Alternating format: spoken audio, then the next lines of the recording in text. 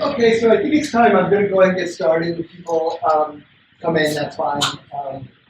I want to introduce myself. My name is Mike Wolfson. I am a principal software engineer at Notary. We're a local agency. I am an Android developer primarily.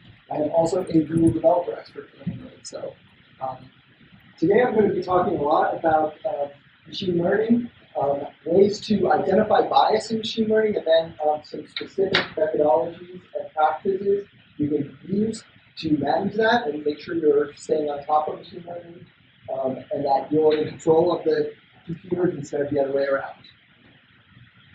Okay, so what I'd like to do is I'd like to illustrate the problem, and then we can kind of dissect this problem as we proceed through the presentation. There was a recent study by the MIT Media Lab. I realize my slides are going to be a little cut off. I hope that's not going to be a problem. We'll see. So far, it's not. There was a recent research study a couple of years ago by the MIT Media Lab. And what they did is they analyzed the data sets that were backing up image classification algorithms. And what they found was that the image classification algorithms were heavily biased. They had, that doesn't look so good here, so we'll try not to use that for us. What they discovered was that the data sets that were backing the image classification libraries were heavily biased. They were 75% male and 80% white. And what they discovered was that because those data sets were so heavily biased, that the image classification actually was not only showed bias in the algorithms and the classifications it made, it actually amplified them. So what this study discovered was that machine learning doesn't just mirror bias that comes from the data sets, but it actually amplifies that bias. And that's a huge problem, right? Because, well, let me just demonstrate kind of how this bias plays itself out in the real world. So as I mentioned, because that data set is so heavily biased towards white males, it does a really good job of classifying gender if you're a white male. If you're a white male, it's going to properly classify your gender 99% of the time, which is really pretty good accuracy in what you want. However, if you're a black male, that accuracy goes down to 88%. So that's not really good, right? Just because of the color of your skin, the algorithm has a much harder time classifying your gender. If you're a white woman, the algorithms get it right about 93% of the time. But this next one is where the real problem comes in. If you're a black woman, the percentage of correctly being classified as a woman goes down to 66%. So 1/3 of the time, just because you're a black woman, we can't tell your gender. This becomes super important if you start to make decisions based on that, whether those are hiring decisions based on finance, insurance decisions. All these things are super important. And we need to make sure that this situation, that differential, is not the case, right? There's no reason that image classification algorithms shouldn't be accurate regardless of the color of your skin. So the most important thing that I want you guys to take away from, and this is like that tweetable moment, is that everybody in this room is responsible for managing bias in machine learning.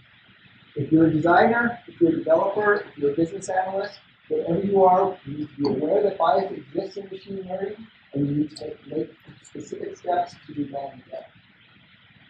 We're going to talk about exactly how you do those specific steps throughout this presentation. And how you do that is a process called human-centered machine learning.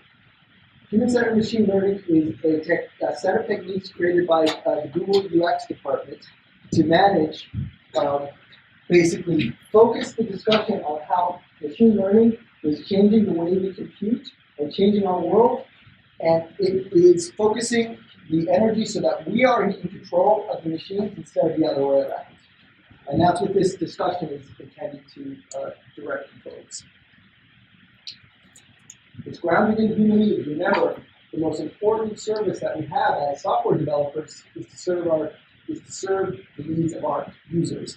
That's something that's frequently lost in machine learning when we start to dig into algorithms. But human needs are the most important consideration. And this procedure is going to help us ensure that we're using machine learning and still focusing on the needs of our users. And then lastly, these are all practical steps. So this isn't, kind of concepts or whatever. These are actual steps that you can use in your development and design process to step through these steps and make sure that you really are considering the impacts of machine learning on your project. So as I mentioned, there are 7 specific steps to machine learning. We're going to HCML, we're going to step through them all in detail. So the first one is don't expect machine learning to figure out how to solve your problems.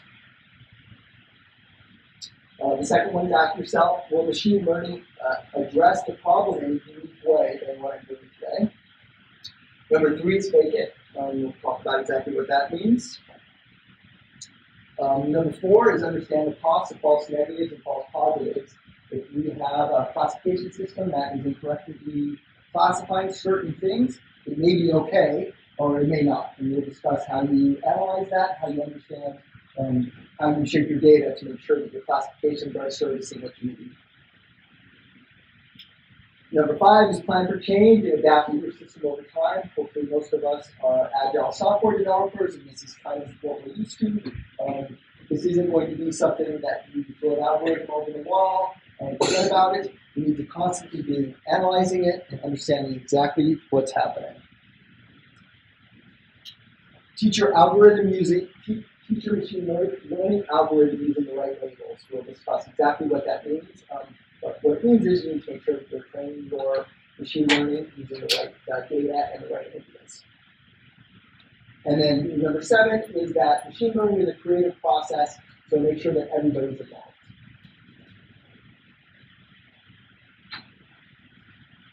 Okay.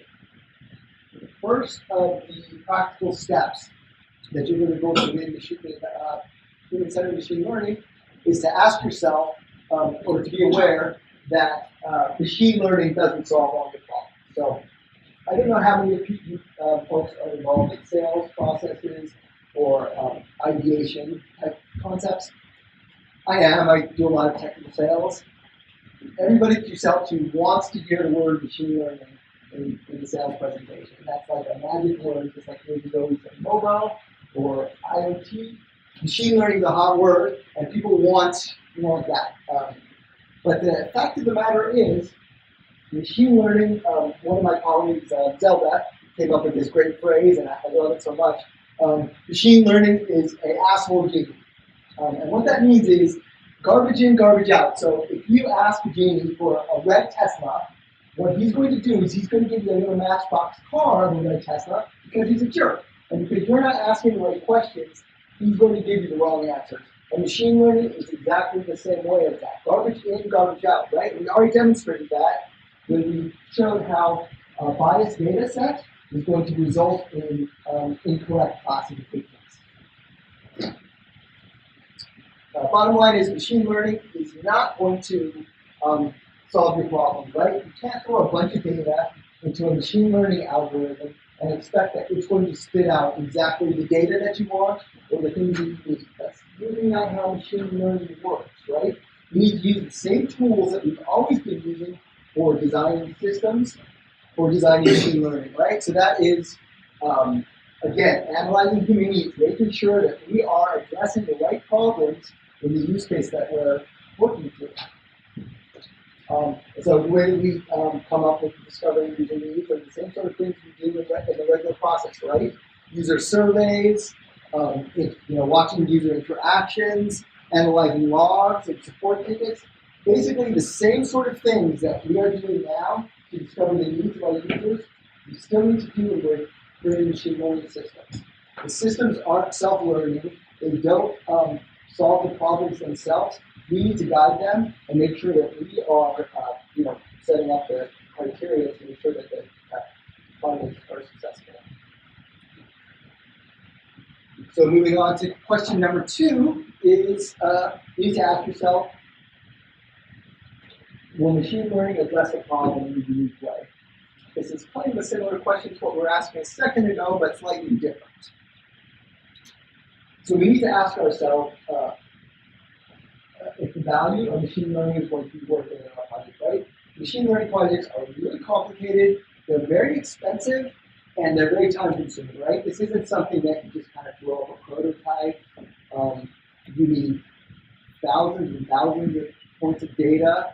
You need people that actively will be managing and labeling your data. This isn't something you just like throw over the wall. It requires a lot of thought. So when you're starting to learn if even machine learning is going to be practical for your use case, you need to start asking yourself some questions, right? Ask yourself, how would a human solve the problem today? Forget about the machine learning algorithm.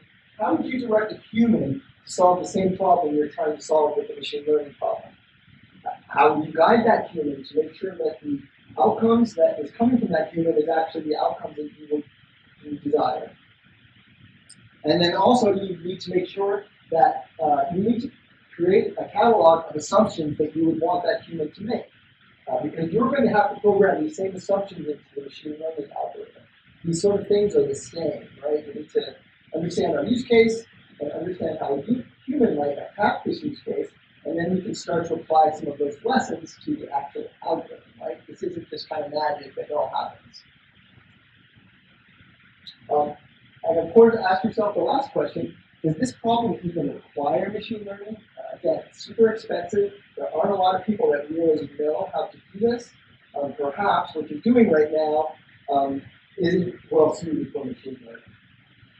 So as you go through this analysis process, what the human-centered machine learning suggests you do is you create a map of your features. And you map those features based on user impact versus machine learning impact. And what we're doing is we're going to look for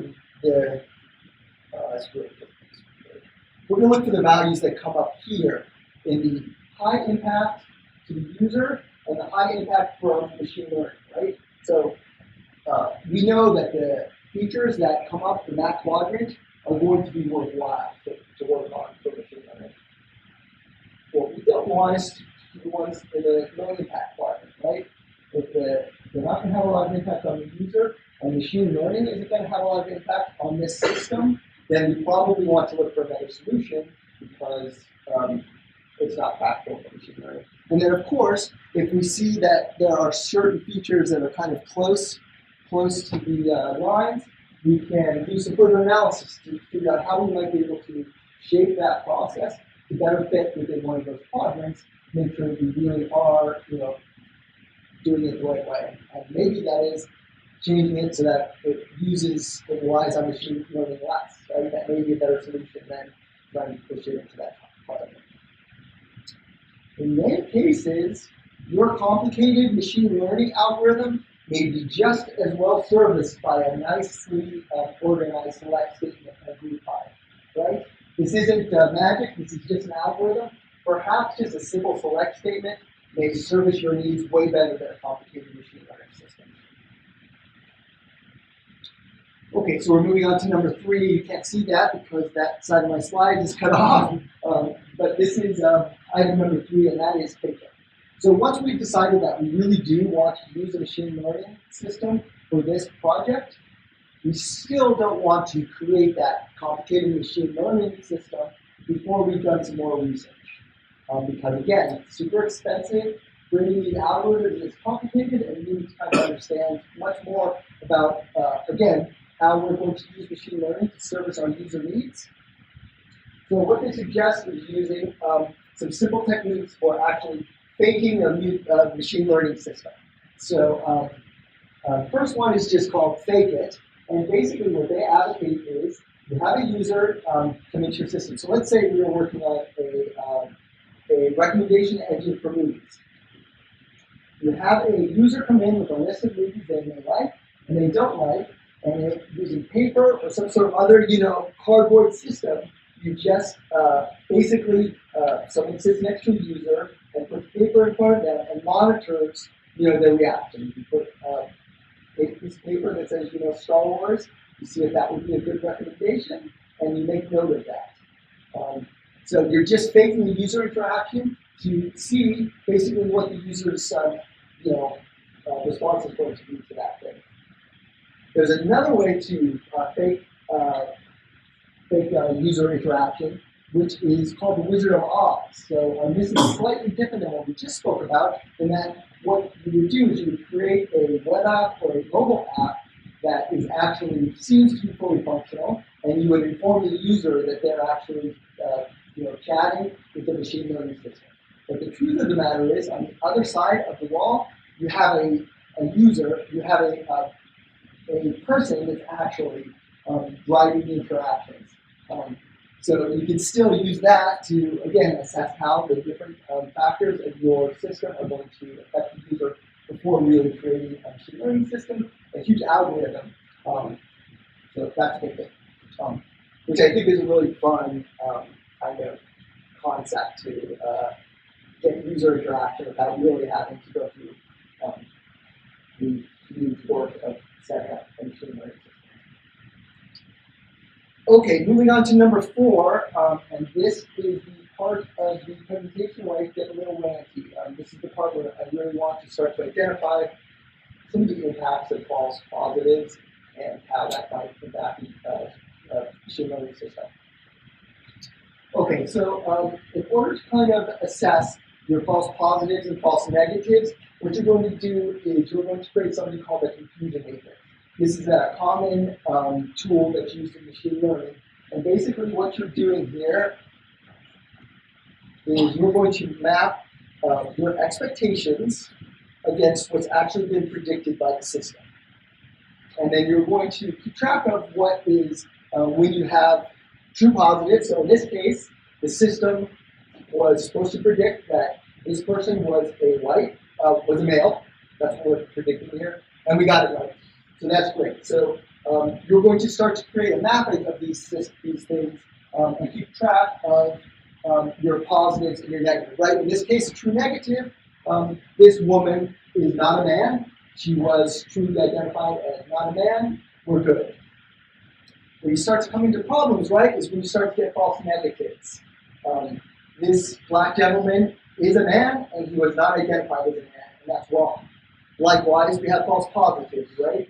This black woman was identified as a man, and that is wrong. These are the two sections where we really need to be conscious of the impact to our users. False positives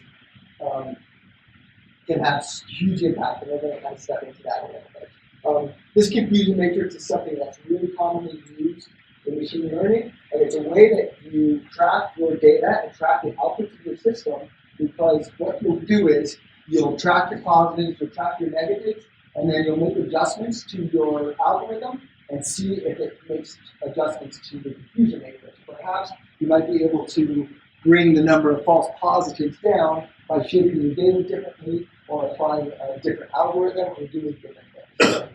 That's how we use this tool. Okay, so I want to talk about, give a case about talking about where false positives might be okay, and in fact, we probably want them. This is an example from Josh Lovejoy, who is a UI designer at Google, and he was responsible for the Clips product. I don't know if you guys remember what that is, but that was a little camera that just sat out and took pictures on its own. You press a button, it's supposed to take pictures for you, and then magically identify the ones that you want, etc. And there's a ton of machine learning in that product. So anyway, this example is a really good one of where you probably would want a false positive. It's going to be better for the user. So in this case, the user searched for playground. And what you'll notice is all those top pictures are actually of kids playing, but they're not on a playground. They might be at a school or maybe at a farmer's market, or I'm not sure, but they're not in the playground. You know, the bottom ones are in the playground. But in this case, that's a great false positive, right? I kind of want to see pictures of kids playing, and I'm totally okay with the fact that it showed me a couple extra pictures that maybe weren't what I was exactly asking for. I actually want that, right? Show me more than, maybe show me more. A few false positives here, very little negative impact on the user. But obviously, pre-crime is a time when false positives are not okay. And this is from a sci-fi movie. that's set, actually I think this is set modern times. This is from Minority Report. The truth of the matter is, this is not Minority Report. This is not sci-fi. This is happening now. So Georgetown University recently did a study that 117 American adults are currently in face recognition databases that are being used by law enforcement. So a few important factors to note about that. A lot of those faces that are in that database are African Americans because they have mugshots. A majority, right? There's a whole bunch of bias in that data set right there. So 117 million faces, that's 1 out of every 2 adults in the United States, are currently in image classification databases that are currently being used by law enforcement. And that's scary because what we're going to find out is that these machine learning algorithms are highly inaccurate and they have a huge amount of false positives. And the false positive is branding you as a criminal, then that's probably not okay. Especially if it's branding you as a criminal based on your phenotype, based on your skin color, or the shape of your body, or any sort of physical characteristic, because we're all the same inside. I told you I was going to get a little ranty. I'll try to not get super ranty. Okay, so another little example of this is that the ACLU.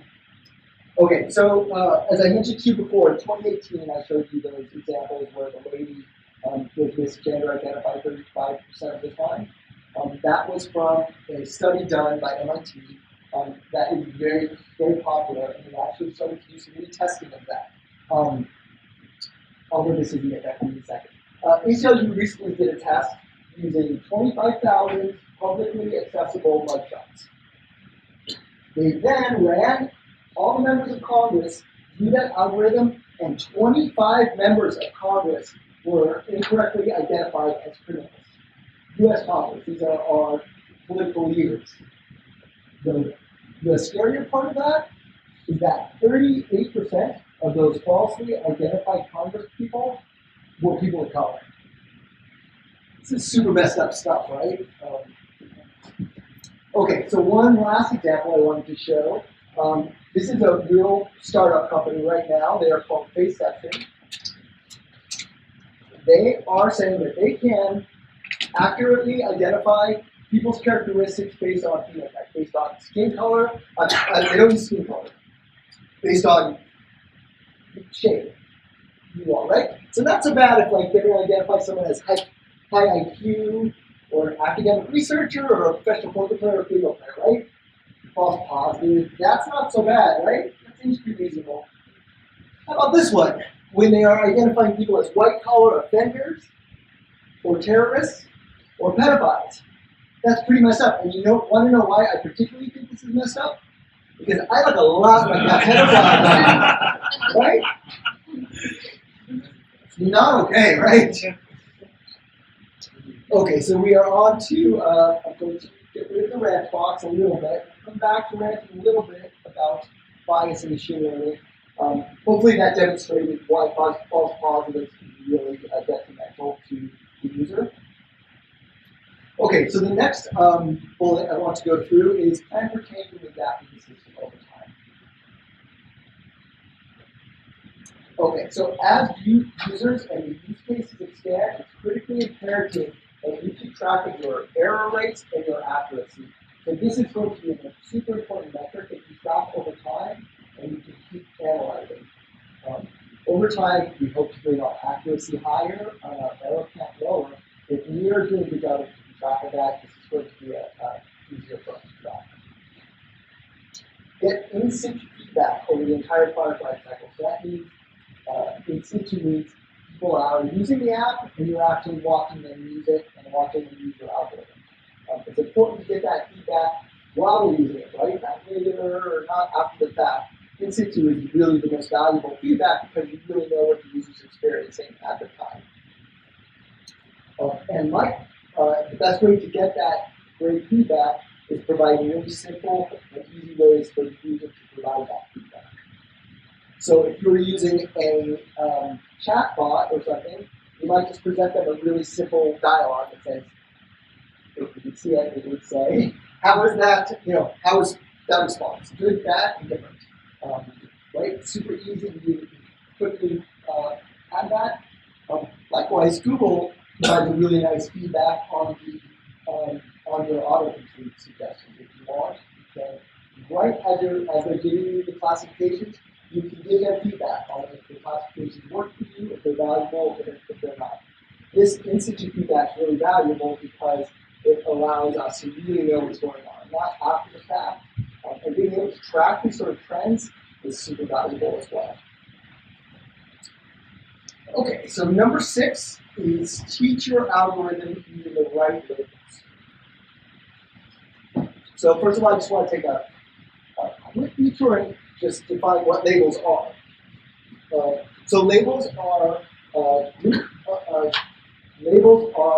attributes that real people assign to images, right? So you all know hot dog, not hot dog, the example from Silicon Valley. Basically, what they did was they looked at a bunch of pictures, and a human marked pictures of either a hot dog or a not hot dog. And then, of course, as you know, they didn't use those labels quite right, and the product ended up being something else. So it's kind of a good example, right?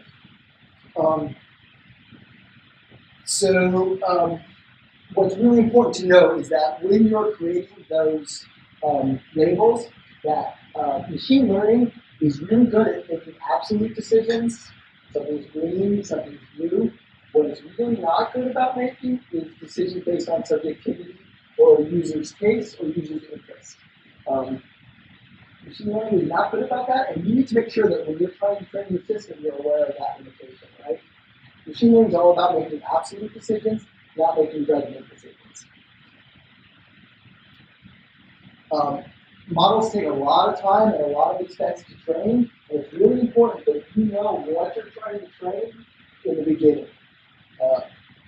If you're not, if you don't have a good handle on what labels you're using, your machine learning project is going to get really complex really fast, and if you don't have the right labels, it has a huge impact on the viability of your product. It's extremely important that you make sure that you're using the right labels, you're training your machine learning data with the correct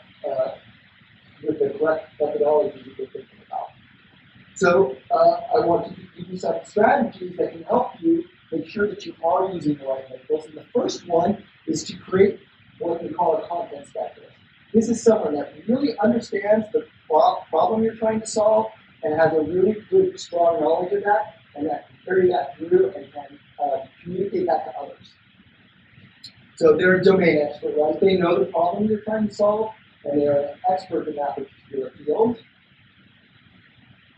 They make assumptions, and they discuss that with a diverse group of collaborators. So this isn't just someone that is an expert and knows everything. This is a person that is an expert and knows everything, that is a collaborator with a diverse set of people, right? This is the important thing that we're all talking about here. We need to make sure that diversity is represented in our algorithm, and that means communicating with a diverse group of people.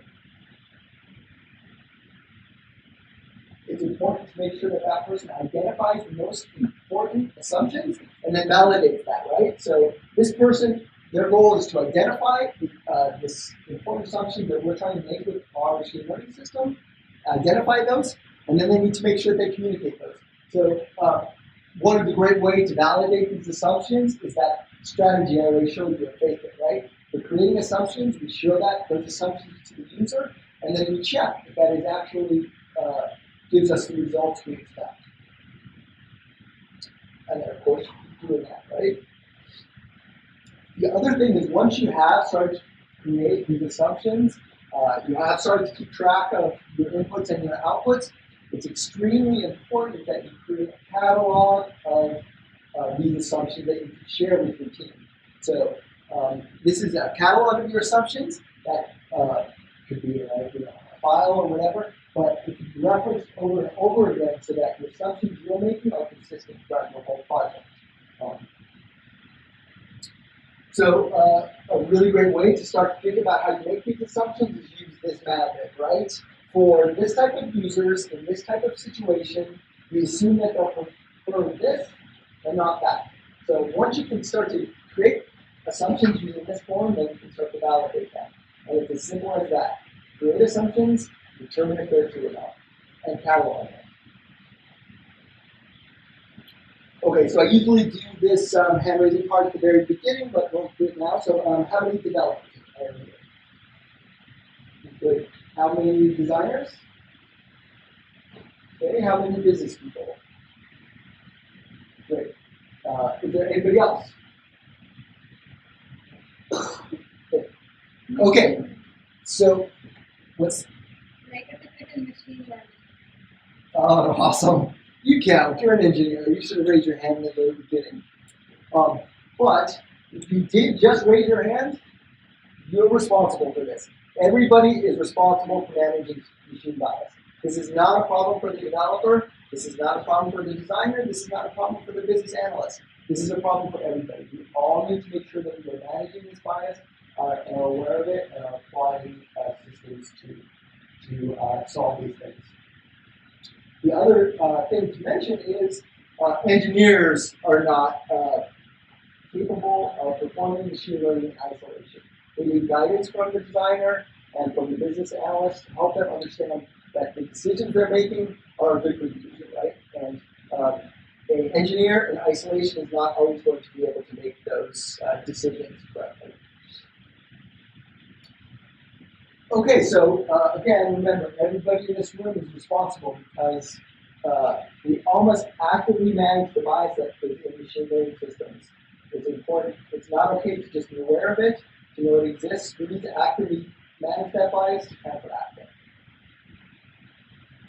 Okay, so that's all the 7 steps of machine learning, HCML. I know it's been a little bit negative, and we're talking about this kind of negative impacts of machine learning. So I want to kind of close out the presentation with some good news, right? We'll end it on a good note. So the first good news is this lady named Joy, and I knew it. I'm going to really try to pronounce her name because I want to give her the utmost respect because she is my hero. Joy Ulo Amrini. She has started something called the Algorithmic Justice League. She's basically a one-person team that is raising all sorts of visibility about bias in machine learning, and she's doing an amazing job. She's the person that did that original study of the image classification and identified all those systems that were classifying that black woman incorrectly. So I super encourage you to go to her website, follow her on Twitter. She is my hero. She is a hero of a lot of people that care about machine bias and machine learning. So good news that she exists. Good news that she's on top of managing this stuff for us. Because this challenge came out, so I gave this talk last week at St. Louis DevFest, and someone during the question and answer asked me, how do we solve these problems? You just described all these issues with machine learning and bias in this image classification algorithm. Can we solve it? How do we solve it? And so I added the slides. Basically, now that we are aware of the problem, a lot of different teams are working on ways to manage that bias using different techniques. And this CCL organization at MIT has actually created an algorithm that they just released a couple months ago that will, while it's doing training, which is the automated system is classifying images, it can recognize bias in the data sets and automatically reshuffle the algorithm to account for that. They just introduced that, and that should, in and of itself, create a huge, solve a lot of the problem with the bias because the algorithm is better. IBM Research also has made big efforts in solving this problem, and they created a new algorithm that is based on the shape of your head, the width and the height of your head, how high your head is from the ground, the distance between your eyes and your nose, all sorts of physical characteristics.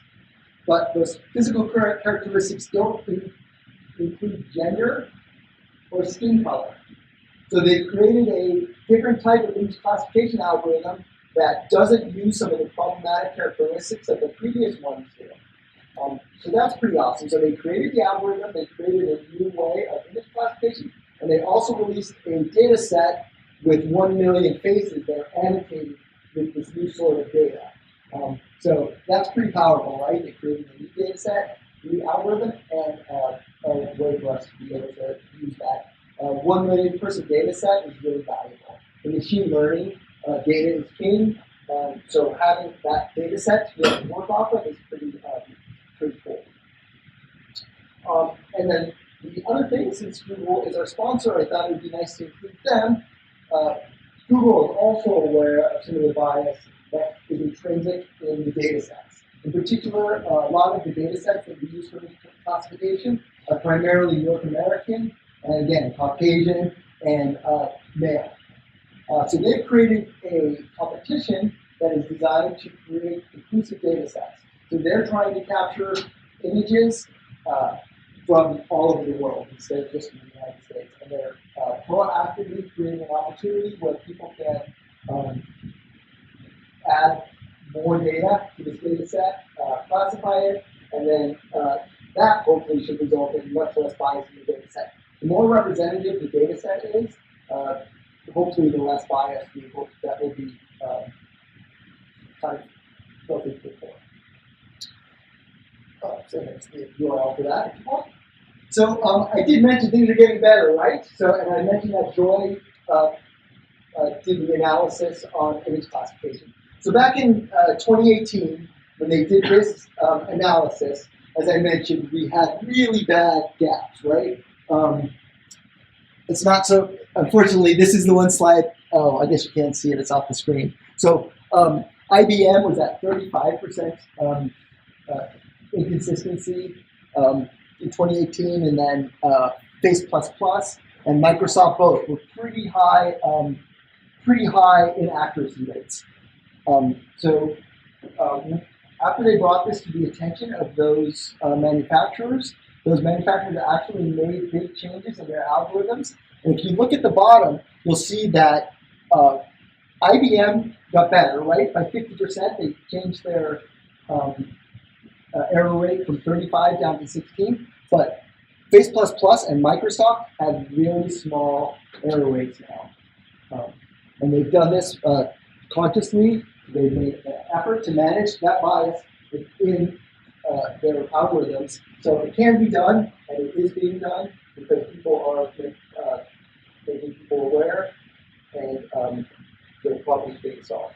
Doesn't mean that there aren't other problems, and there are other intrinsic biases built in, but by applying conscientious effort to solve these problems, you see that there is actually light at the end of the tunnel, and it does get better.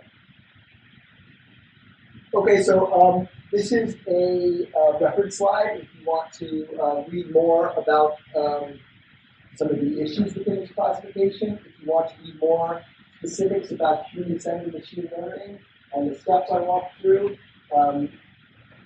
take care of that slide. Everybody has that.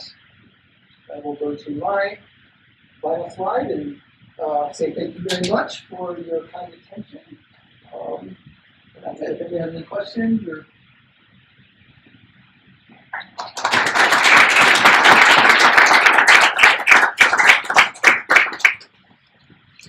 if you want to learn more about bias in machine learning, there's another talk right now in room 9.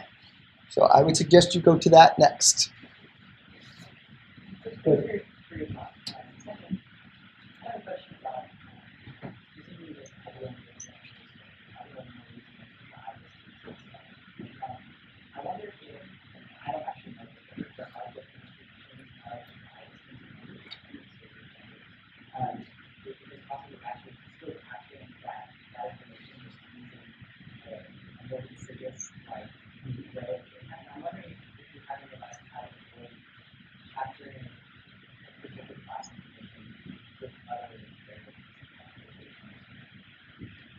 So the question was, is that using the new algorithm that IBM proposed with different sort of characteristics, isn't it just as likely that they're not using skin color, but they're still using other characteristics that might have racial information?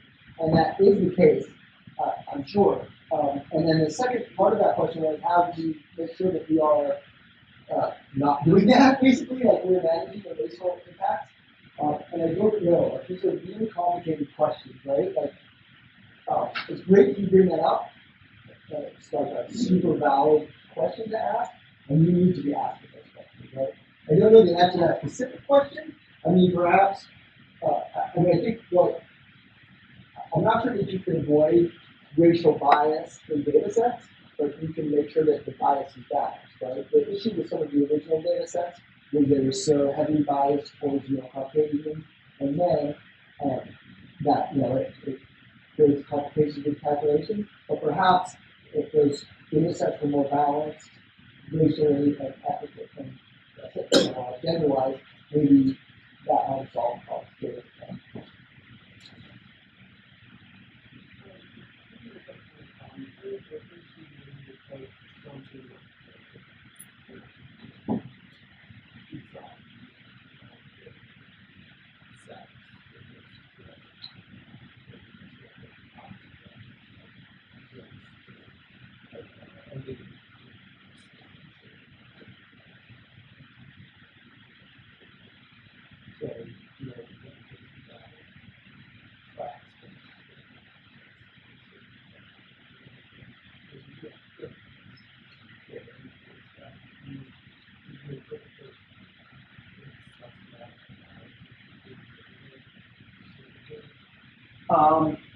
So I'll paraphrase the question a little bit if I can paraphrase it right. I think that like you were saying that certain things are real factors. Sex and race are actually real factors, and that maybe we still should have some.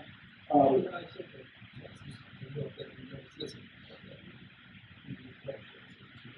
okay. So fair enough. So sex is an absolute, right? In general, I guess we don't need to go too deep into that for the most part. Where race is a much more nuanced thing. People are mixed race. People may be hard to tell people's race and ethnicity. And how do you kind of differentiate between absolutes and non-absolutes? And there certainly are different. Basically, what you do is you weigh your classification criteria differently for each of the different classifications you're trying to make. And this is kind of machine learning, right? You turn it off. So you probably might turn it off higher on gender and lower on race to de-emphasize the data set that is less valid and emphasize the data set that is more valid. But you need to make sure that the decisions you're making are really based on those dials, right? And that's what we're talking about here. If you're turning the dial up on the gender data, you better be sure that you're really aware of, like, your decisions are going to be heavily based on gender. And if you're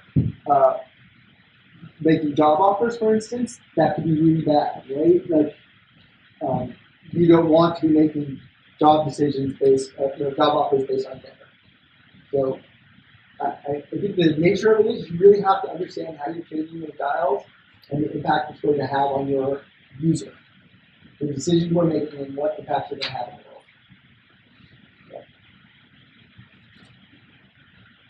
Okay, well, I think I'm out of time. I'm obviously around, and thank you so much for your kind attention. I appreciate you coming.